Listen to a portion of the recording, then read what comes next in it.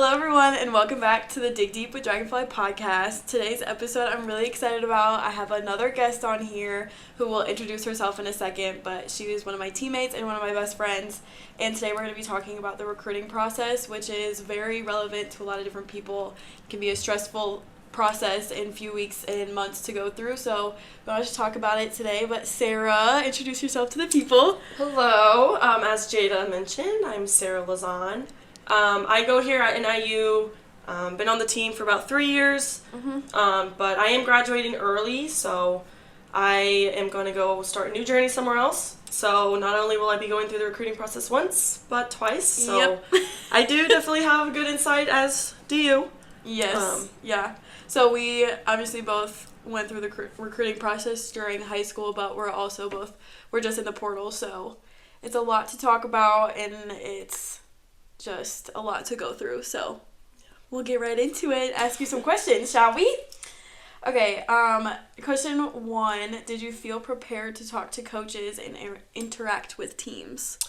I think so, yes. So our club in high school, through my club, we had a director who was specifically for recruiting, and so she did a really good job at preparing us literally from the start in 14s.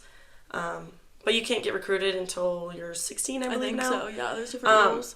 But she started literally when we were 14, giving us tips to email, but at that age, they can't email you back.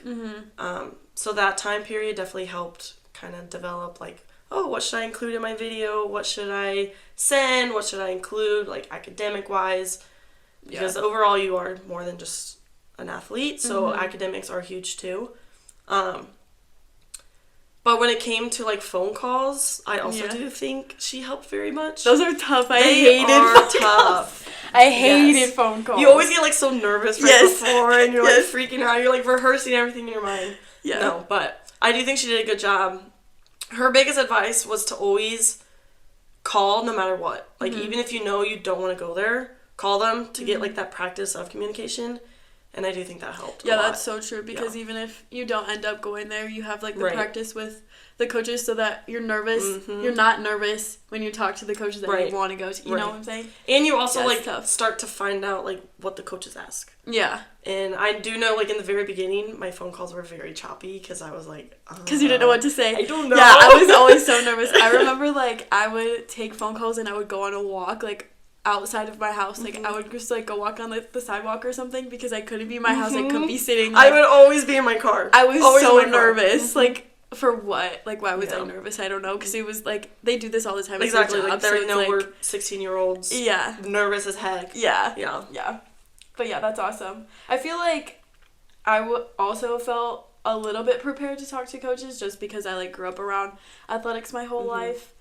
But yeah, that first phone call, I think my first phone call either might have been with Milwaukee's head coach or the head coach here, but I can't remember. But either way, I was so nervous. When they were when the phone actually rang, I was yes, you're heart I was yes, I was so nervous for no reason. You get little butterflies in your stomach. Yeah. No, yeah, but it ended up going fine and it was okay. Yeah.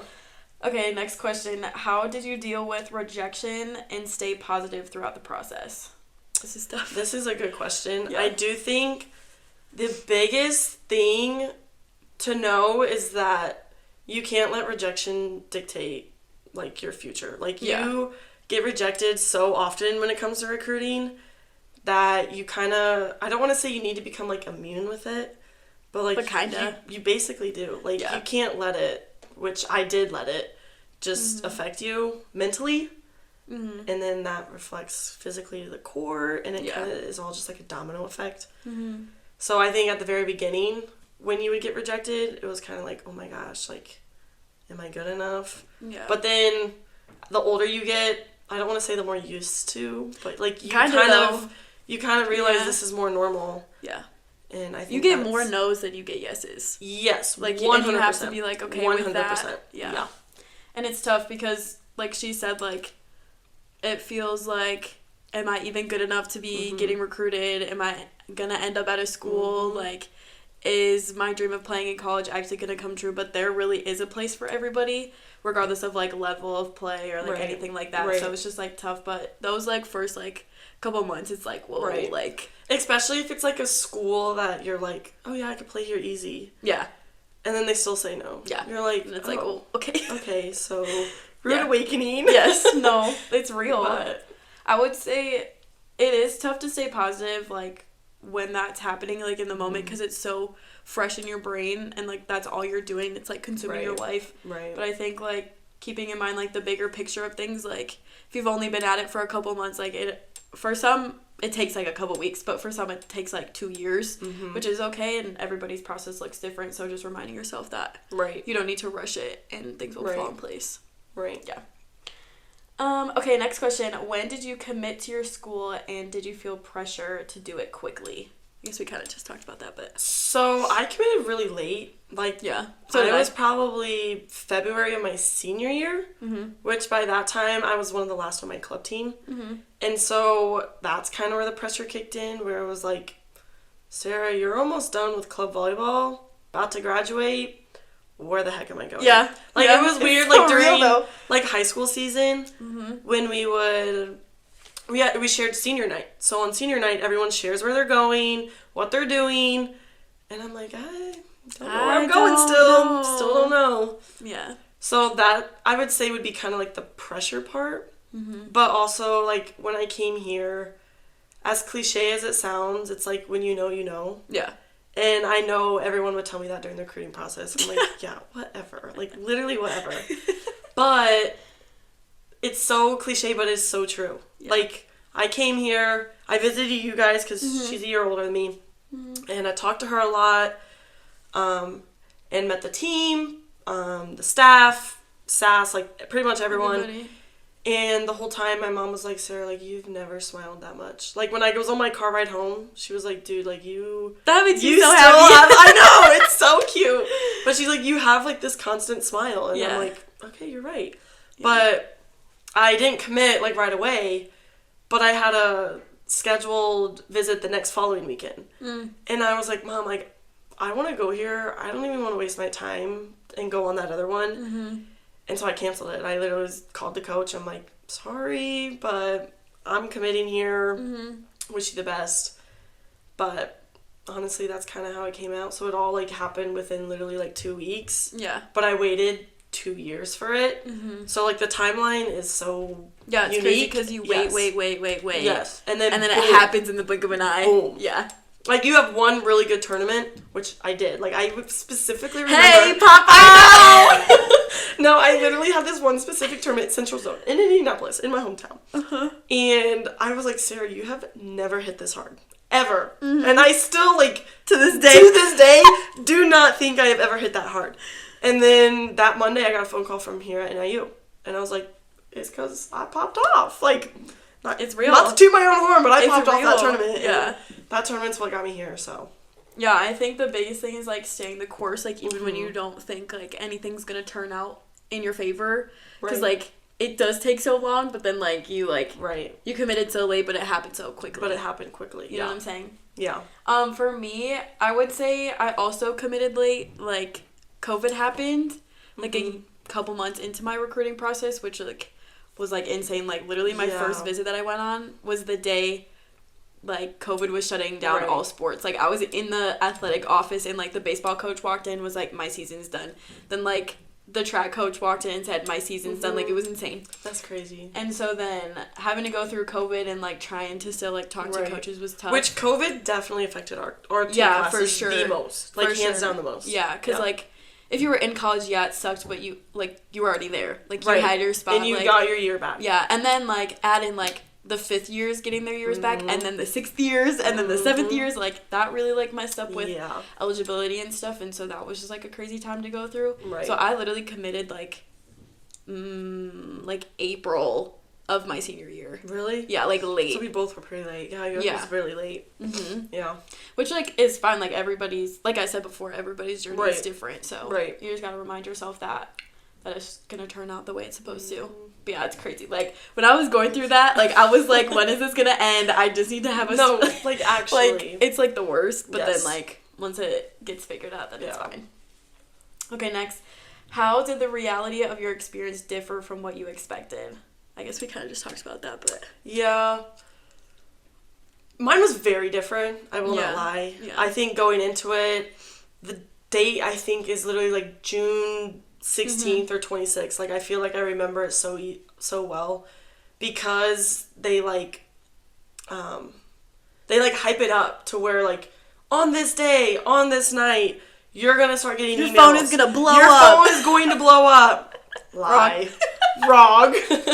I mean, it is the case for some of the teammates. Like, usually the bigger schools, that's kind of like, they kind of start their process way earlier, where, like, it kind of goes down from there. Where, like, Power 5, you're going to start right away. Mid-major, maybe a month later, 2 months later. And I feel like it kind of goes down there, but no one really tells you that. Yeah. At least in my club, I was kind of thinking, like, oh, within this summer, I'll get a few emails, few invites, like something like that. I didn't. Yeah. So same. That's kind of when it starts to be like, you start to question, and it's just the cycle of, am I good enough? So I will say my expectations versus reality were a little off. But I think that sharing this information to people will help, because I think what we went through was a little more realistic than what the top Power 5 people are going through. Yeah, I feel like our experience was, like, what majority of people go through compared to, like, the 2% of athletes that get recruited from, like, 8th grade on. Right. Like, but, like, I feel like those athletes, those are the stories that are always shared. Yes. And so that's what all of our expectations are. And, like, the big names at your club, like, you're, like, looking at those girls and, like, okay, that's going to be me too, and if it's not, then I'm not good enough. Like, no. Right. Like...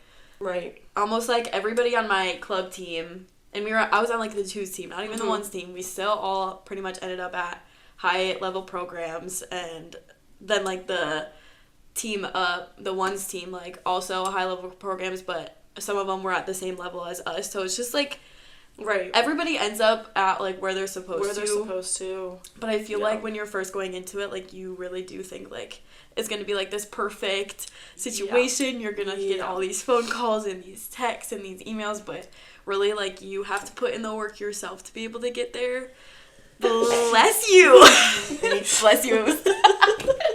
Bless you. Anyways, I feel like I was doing, like, the emailing, and I was doing the texting, and I would go to camps, and I would, like, talk to all these coaches, and I would really try to put myself out there. Bless you again. I wonder if I could hear that. I don't know. Anyways, bless you again.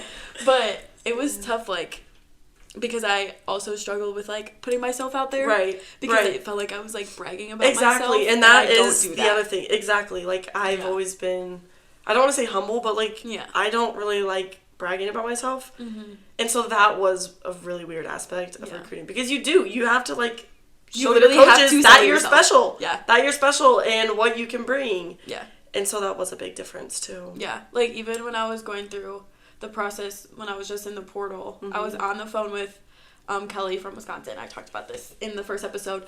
But he was like, this was, like, I don't know, a couple months ago. Like, maybe, like, a couple weeks before he called me about, like, me being on the team. He was like, you have to, like, sell yourself.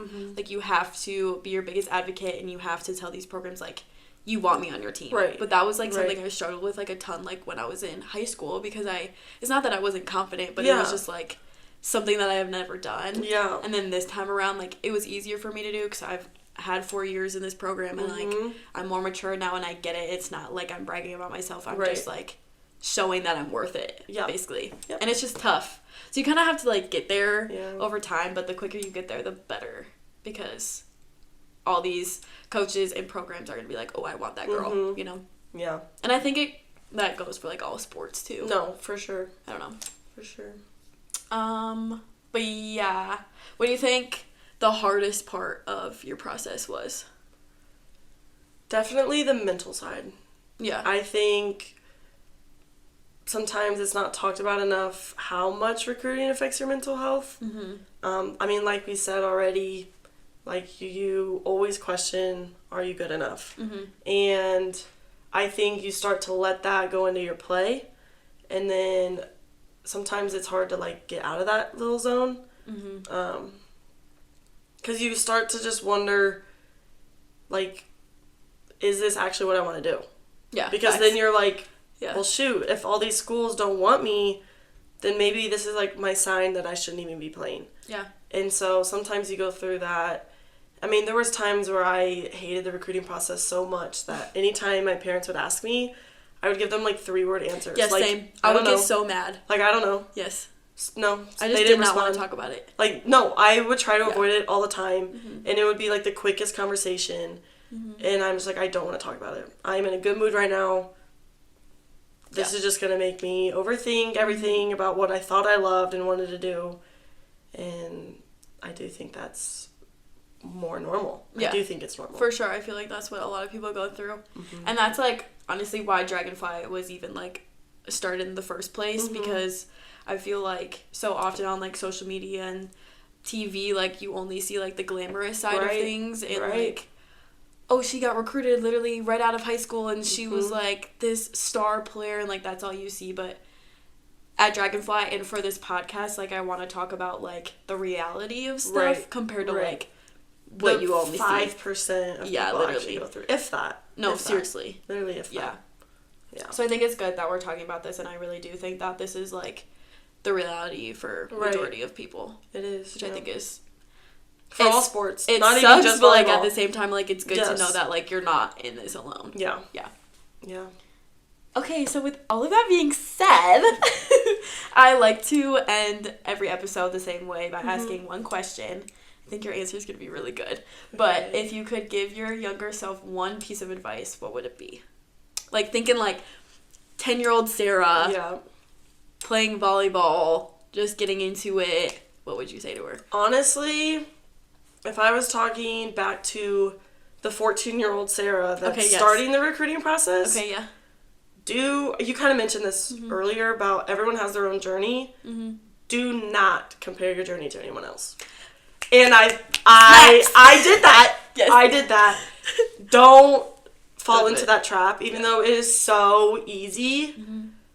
Don't do it. Mm-hmm. And it's like a lot easier said than done, but my team was pretty good. Mm-hmm. And I was average. I was not the best. And I still compared, like, my journey to all, like, half of my team that is all in Power 5 right now. Mm-hmm. And it's kind of like a full circle moment right now, but, like, you start comparing and then you start questioning, and it's literally everything just... It's like a domino effect. I literally think the recruiting process is a domino effect. And so I really do think you just got to accept that your journey is your journey, and you can be a number one supporter for your best friend who's on their own journey, but in the end you can't get jealous. You can't compare yourself to their journey. You can't question if you're working hard enough. I promise you probably are. Yeah. But I think that is probably my number one piece of advice to anyone going through recruiting. I love that. Is don't compare your journey. Yes. Yep. Because that's so easy to do. Like, I still feel like I was doing that even when I was, like, in the portal just now. Like, because it's so easy to do that, like, with social media now. Like, all you see is or all these people committing, like, this and this. Yeah, I literally did it a month ago in our process. Even when I was texting you. Yes. And I'm like, oh, like, yes, Jada. But I'm like, gosh, it's Sarah, tough. It is tough. Yeah. Yes. Yeah. No, I like that. So it is a lot easier said than done. But I do think it's important to... I think just, like, baby steps to, like... Understanding. Because it's hard, like, when it's just, like, consuming your life and it's right in front of your face all the time. Right. Like, but baby steps are important. For sure. But yeah. Well, thanks for coming on today. Of course. Thanks for having me. Fun. You'll probably be on another time. We'll talk about some more things. But I hope you guys learned a little bit more about how the recruiting process works. You guys are not alone, and if you have questions about anything, don't be afraid to send us a DM or contact us via email. I'll put everything in the bio and or the description below, so click those links and you will find us. And yeah, I hope you guys enjoyed, learned something new, and I will see you guys in the next episode. Say bye! Bye!